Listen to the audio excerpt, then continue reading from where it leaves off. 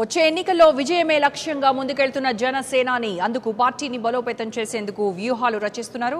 విజయవాడలోని జనసేన రాష్ట్ర కార్యాలయంలో గుంటూరు జిల్లా నేతలతో పవన్ కళ్యాణ్ సమావేశమయ్యారు. ఈ సమావేశానికి జిల్లా కోఆర్డినేటర్లు, నేతలు, కార్యకర్తలు హాజరయ్యారు.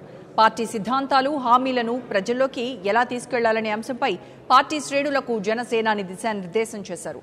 పార్టీ సింబల్ను ప్రజల్లోకి తీసుకువెళ్లే విషయంలో జన సైనికులకు పలు సూచనలు చేశారు పవన్.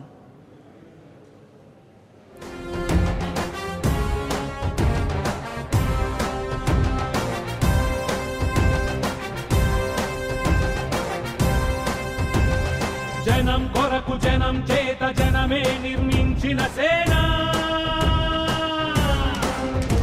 జనసేన. అంతకుముందు కడప జిల్లా నేతలతో భేటీ అయ్యారు పవన్ కళ్యాణ్. టీడీపీ, వైసీపీలు తమ స్వార్థం కోసం రాష్ట్రాన్ని చిన్నాభిన్నం చేస్తున్నాయని పవన్ కళ్యాణ్ మండిపడ్డారు.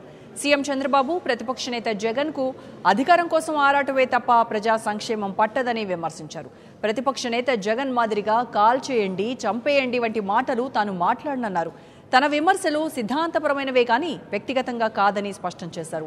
సంక్రాంతి పండుగ తర్వాత జనసేన సంస్థాగత కమిటీల ఏర్పాటు ఉంటుందని తెలిపారు.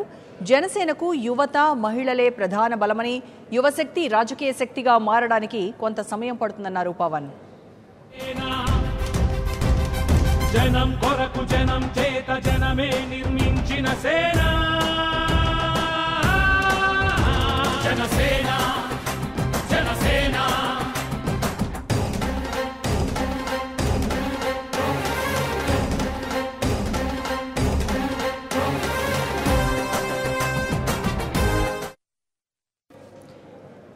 జిల్లాలో ఉన్నటువంటి కోఆర్డినేటర్లు, కార్యకర్తలతో పవన్ కళ్యాణ్ సమావేశం అవుతున్నారు గుంటూరు జిల్లాలో. దీనికి సంబంధించి పూర్తి ఇన్ఫర్మేషన్ మా ప్రతినిధి నేతాజీ అడుగుదాం. నేతాజీ, పవన్ కళ్యాణ్ సమావేశాలు అవుతున్నట్టుగా తెలుస్తోంది జిల్లా నేతలతో, అలాగే అక్కడ ఉన్నటువంటి కార్యకర్తలతో. వాళ్ళకి ఏ రకమైనటువంటి దిశానిర్దేశం చేస్తున్నారు?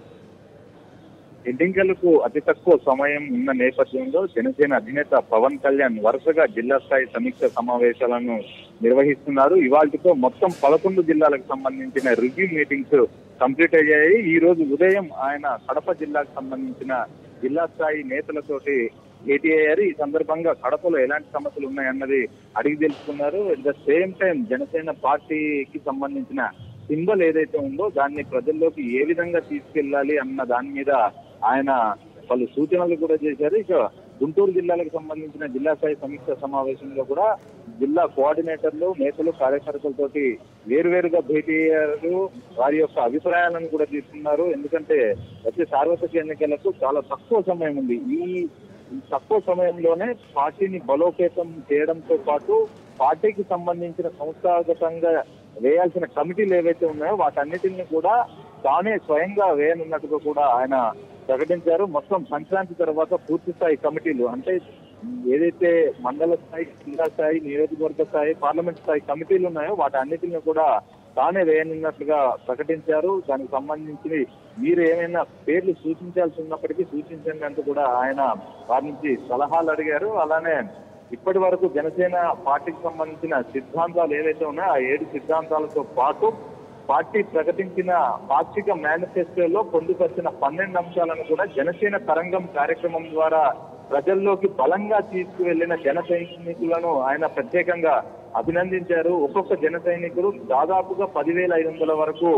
ఈ జనసేన సభ్యత్వాన్ని కూడా చేయడం జరిగింది. వారిని కూడా ప్రత్యేకంగా అభినందించారు. వీరంతా కూడా జనసేన తరంగం కార్యక్రమంలో భాగంగానే చేశారు. అయితే ఈ జనసేన తరంగం ఫేజ్ 2 కూడా ఉంటుంది. ఆ ఫేజ్ 2లో జనసేన పార్టీ సిద్ధాంతాలతో పాటు పార్టీ సింబల్ ఏదైతే గాజు గ్లాసు వస్తుందో దాన్ని కూడా తీసుకెళ్లాలని పవన్ కళ్యాణ్ సూచించారు. ప్రస్తుతమే జిల్లాలకు సంబంధించిన పర్యటనలు ఉంటాయి. పర్యటనలో భాగంగా రెవెన్యూ డివిజన్లకు వస్తాను, అప్పుడు అక్కడ ఎలాంటి సమస్యలు ఉంటాయి వాటన్నిటిని కూడా మీరు ఈలోగా ఒక అంచనాకు వచ్చి ఒక నివేదిక రూపంలో నాకు ఇవ్వాలంటూ కూడా ఆయన వారిని కోరారు. దీంతో పాటుగా ఇటు అధికార, విపక్ష పార్టీలు ఏవైతే ఉన్నాయో ఆ పార్టీలు ఎలా వ్యవహరిస్తున్నాయి, ప్రజలకు ఎన్నికలు ఎలాంటి హామీలు ఇస్తున్నాయి, అవి ఆచరణకు సాధ్యమయ్యే హామీలే కాదా అన్నది కూడా ఆయన ఒకసారి వారిని అడిగి తెలుసుకున్నారు. అలానే ఆ 2 పార్టీలను ప్రజలు నమ్మే పరిస్థితుల్లో లేరు. ఒకరేమో అధికారం కావాలంటారు, మరొకరేమో మళ్ళీ నన్నే సీఎం చేయాలి అంటూ కూడా అంటారు. అలా కాకుండా మనం ఏదైతే యువత, మహిళలను నమ్ముతున్నామో ఖచ్చితంగా మనం సక్సెస్ అవుతాము. వచ్చే ఎన్నికల్లో ప్రభుత్వాన్ని స్థాపించకపోయినా కూడా బలమైన మార్పు అయితే వస్తుంది, మనం దాన్ని ఆశిద్దామంటూ కూడా పవన్ కళ్యాణ్ వారికి చెప్పారు. దీంతో పాటుగా వచ్చే ఎన్నికలను దృష్టిలో పెట్టుకుని ప్రతి ఒక్కరూ కూడా కలిసికట్టుగా ముందుకు వెళ్ళాలి, సమన్వయంతో నడవాలంటూ కూడా పలు సూచనలు చేశారు. మొత్తంగా ఈ డిస్ట్రిక్ట్ రివ్యూస్ అన్నవి ఎంతో ఉత్సాహంగా జరుగుతున్నట్లుగా సైనికులు కూడా చెప్తున్న పరిస్థితి అయితే ఉంది. ఇక రేపు మిగిలిన 2 జిల్లాలు ఏవైతే కృష్ణా పశ్చిమ గోదావరి ఉన్నాయో ఆ 2 జిల్లాలకు సంబంధించిన జిల్లా స్థాయి సమీక్ష సమావేశాలను నిర్వహిస్తారు. దాంతో పూర్తిగా ఆంధ్రప్రదేశ్ లో ఉన్న 13 జిల్లాలకు సంబంధించిన district level review meetings complete అవుతాయి. నేతాజీ, అలాగే సంస్థాగత కమిటీల ఏర్పాటుపై కూడా ఓ స్పష్టతకు వచ్చినట్టున్నారు పవన్ కళ్యాణ్. దానికి సంబంధించి పూర్తి ఇన్ఫర్మేషన్ ఏంటి? అయితే ఈ రివ్యూ మీటింగ్స్ లో భాగంగా ఆయన ఆయా జిల్లాలకు సంబంధించిన కోఆర్డినేటర్లు, నేతలు, కార్యకర్తలను అడిగి వివరాలు తీసుకుంటున్నారు. ఎక్కడ మనం ఎలాంటి కమిటీలు వేయాల్సింది, మొత్తం బూత్ స్థాయి నుంచి మొదలు పెడితే మండల, జిల్లా, నియోజకవర్గ, పార్లమెంట్ స్థాయి కమిటీలను వేయాల్సి ఉంటుంది. కాబట్టి దానికి తగ్గ ఆ పేర్లను మీరు సూచించాల్సిందిగా అంటూ కూడా ఆయన వారిని కోరారు. అలానే ఇప్పటికే తన దగ్గర ఉన్న లిస్ట్ ఏదైతే ఉందో దాంట్లో కొన్ని మార్పులు చేయాల్సి వస్తే ఖచ్చితంగా చేస్తాం.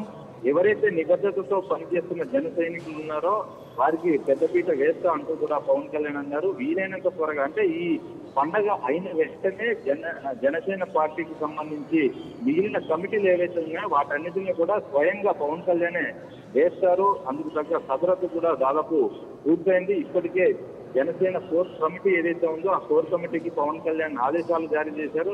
పవన్ కళ్యాణ్ ఆదేశాలకు అనుగుణంగా ఆ కమిటీలోని సభ్యులంతా కూడా తమకు వచ్చిన విజ్ఞప్తులు ఏవైతే ఉంటాయో వాటన్నిటిని కూడా పరిశీలించి ఒక లిస్ట్ అయితే ప్రిపేర్ చేసింది. ఆ లిస్ట్ కూడా పవన్ కళ్యాణ్ దగ్గర ఉంది. దానికి అనుగుణంగానే పవన్ కళ్యాణ్ అతి త్వరలోనే ఈ కమిటీలను వేయనున్నారు. రైట్ నేతాజీ.